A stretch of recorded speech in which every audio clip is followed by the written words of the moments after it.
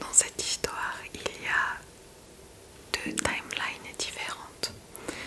Et donc pour faciliter votre compréhension, sachez que tout ce qui est en noir et blanc se situe dans le passé et ce qui est en couleur comme maintenant, c'est le présent.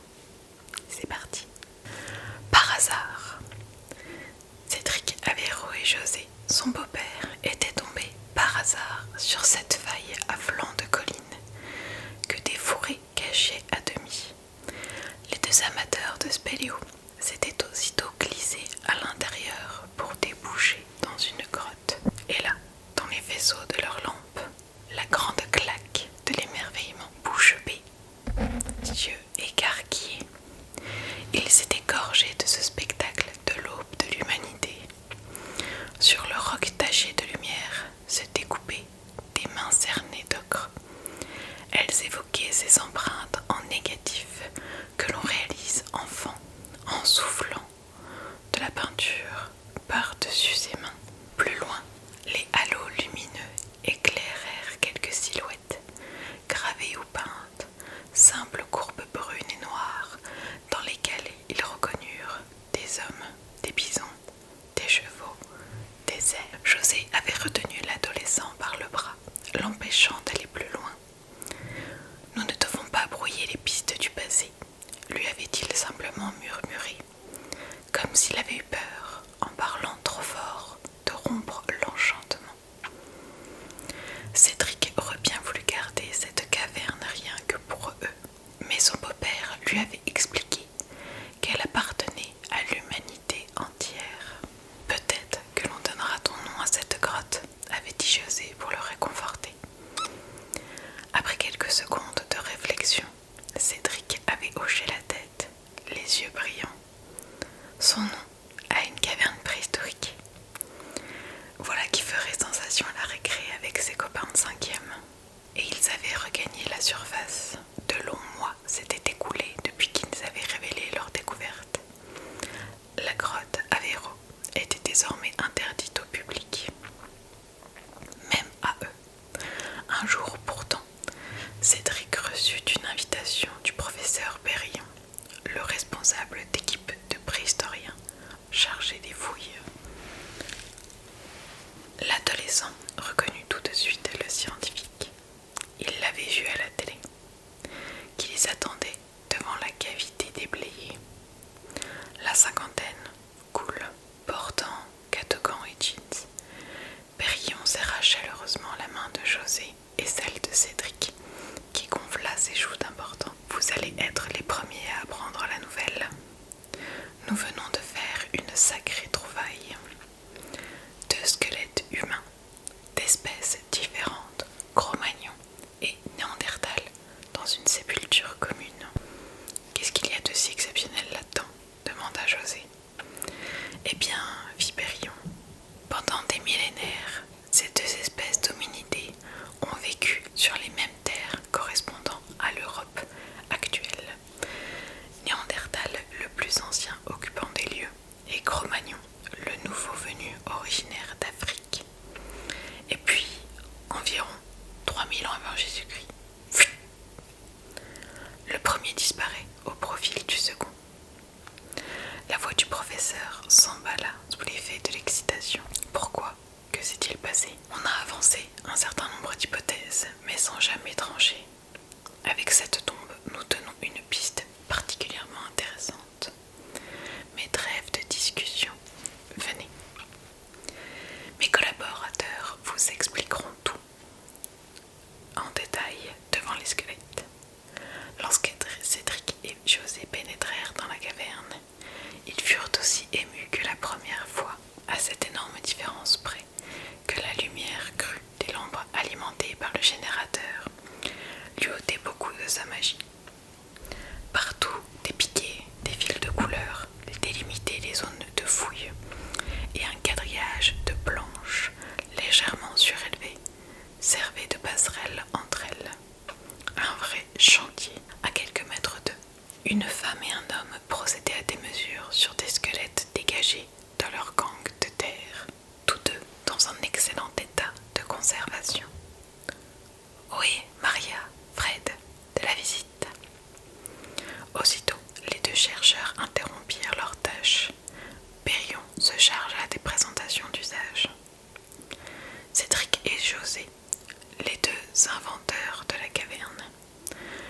professeur Maria Verzevo, paléopathologiste de Évry-Bâche, paléoanthropologue.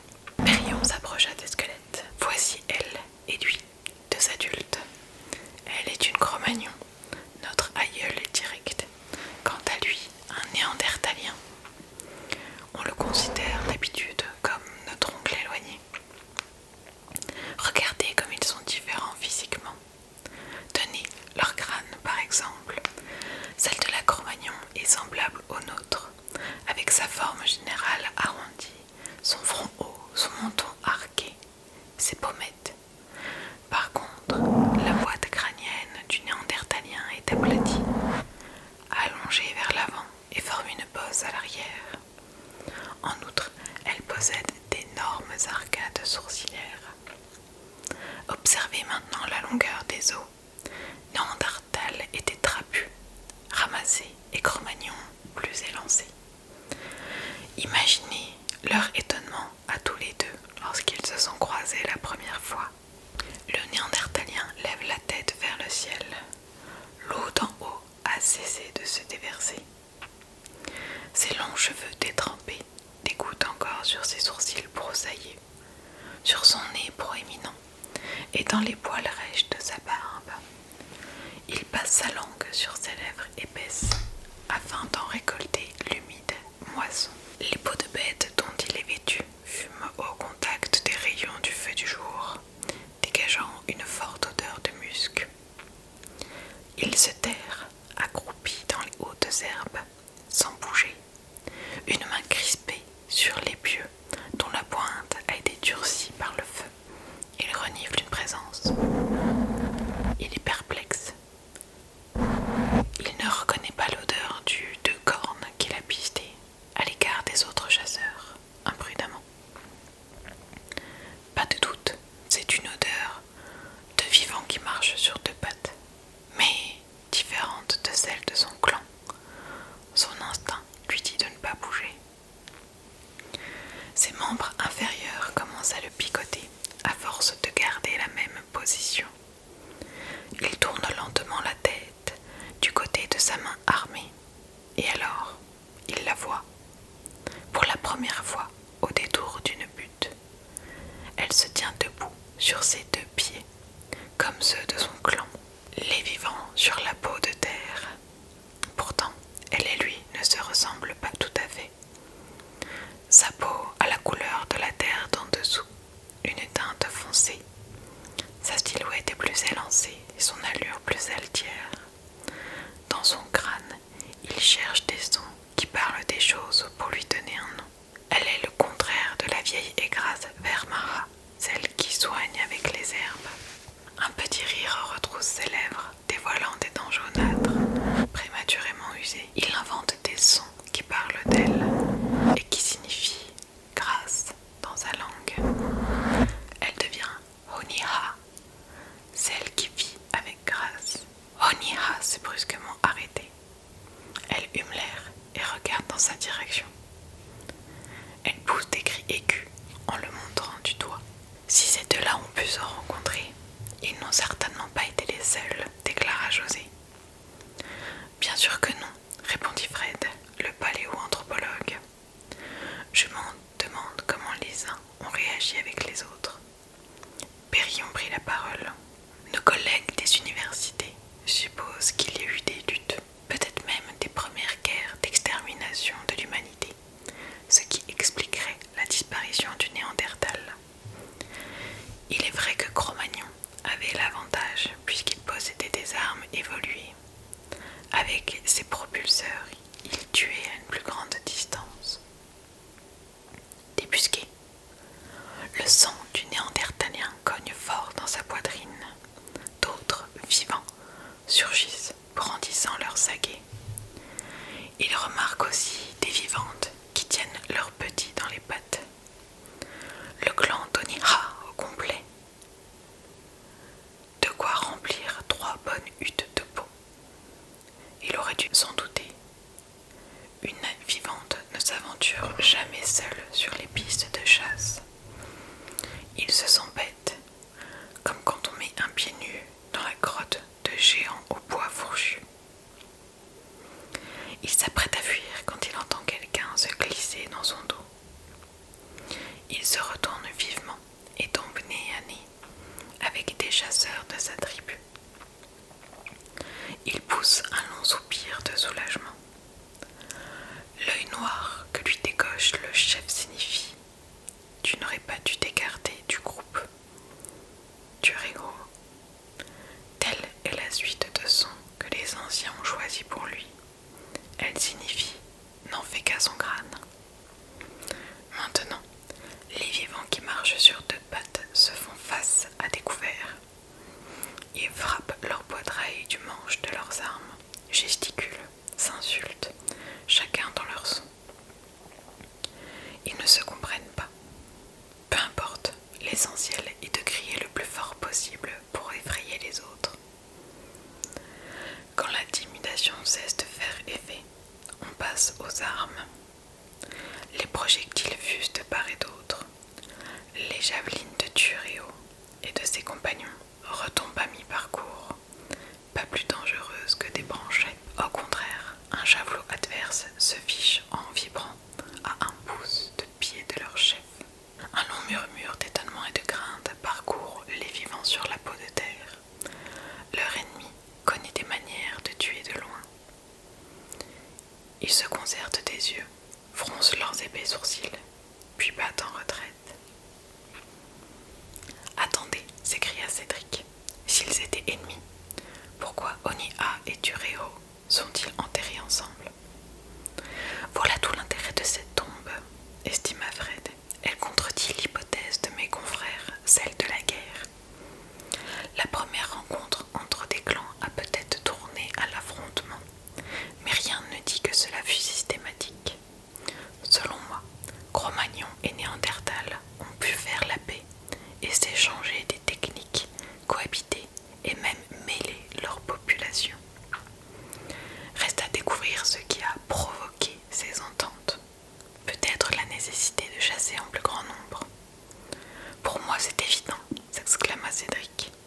Le Néandertalien et la Cro-Magnon sont tombés amoureux, et c'est cet amour qui a rapproché les deux tribus. Quand Turéo et les siens arrivent au campement, feu du jour se couche, incendiant les montagnes de son ocre. Les chasseurs rentrent bredouilles, comme souvent. Heureusement, les vivantes ont cueilli des baies déterrées des tubercules.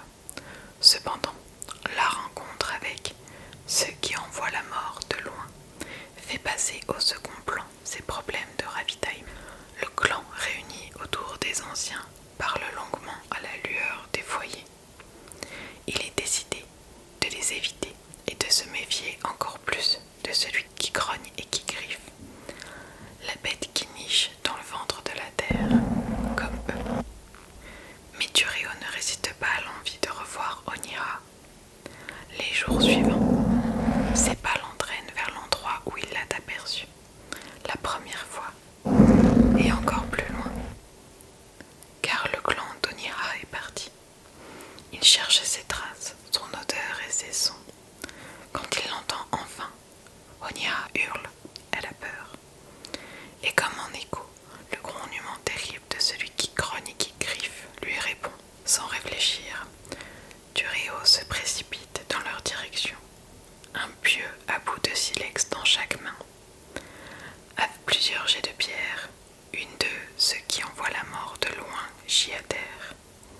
Et, tressé comme un vivant qui marche sur deux pattes, gueule béante, babine relevée sur ses quatre crocs, aussi grands que des mains de chasseurs. Celui qui grogne et griffe va massacrer Onira. Turéo pense brièvement qu'elles se sont approchées trop près de sa tanière, et sans plus réfléchir, il se jette sur le fauve pour lui planter un épieu dans le corps. Un flot rougeâtre bouillonnant empoise la fourrure du monstre. L'animal blessé est encore plus dangereux. Il donne un coup de patte à Turéo qui hurle de douleur. La chair de sa cuisse a été raclée jusqu'à l'os. Il est hors de combat. Mais des guerriers, ceux du clan d'Onira, viennent à leur secours. Ils harcèlent la bête qui finit par déguerpir. Turéo grimace, sa cuisse n'est pas belle à voir.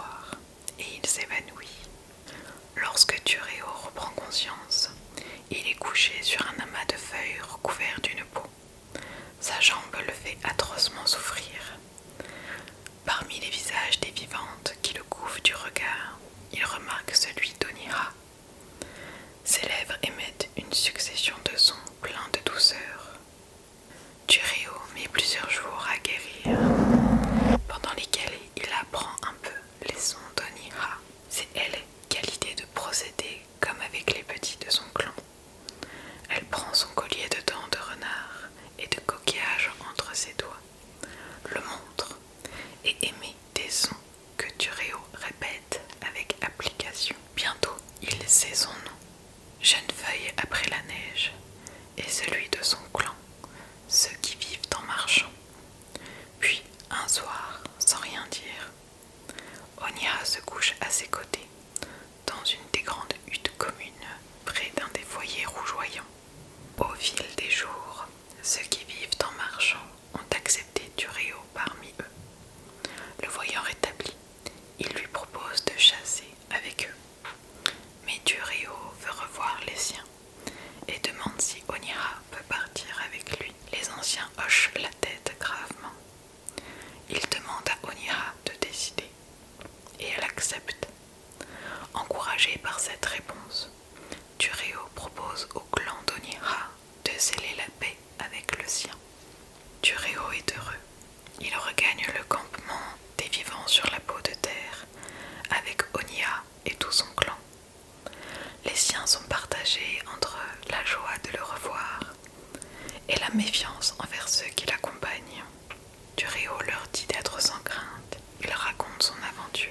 Des sons admiratifs s'élèvent lorsqu'il montre sa blessure. Puis, Turéo ajoute qu'il a de bonnes choses à apprendre des autres. À force de palabres, son clan se laisse convaincre.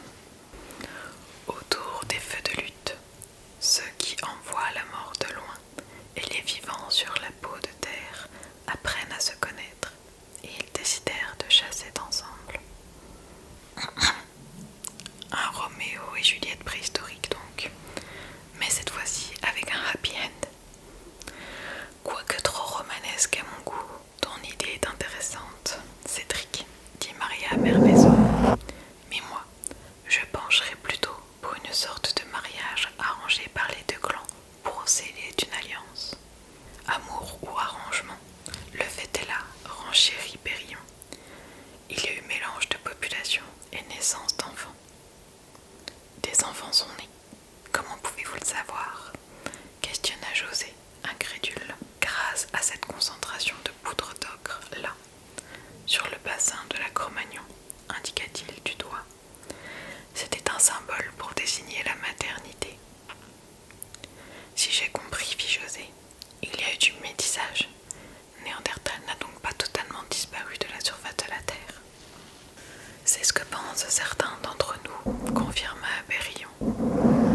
Ensuite, de génération en génération, les nouveau-nés de ces unions sont devenus de plus en plus Cro-Magnons et de moins en moins Néandertal. Nos ancêtres étaient donc métis, conclut Cédric. Peut-être, si l'histoire s'est déroulée ainsi, ajouta Périllon. Au fil des saisons qui passent, le ventre d'Onia s'est arrondi.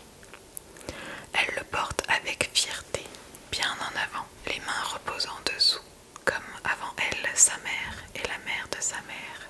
Et quand enfin paraît la première née du nouveau clan, elle tient beaucoup d'Onia et un peu de Turéo. Demain, ils appliqueront leurs mains sur la paroi du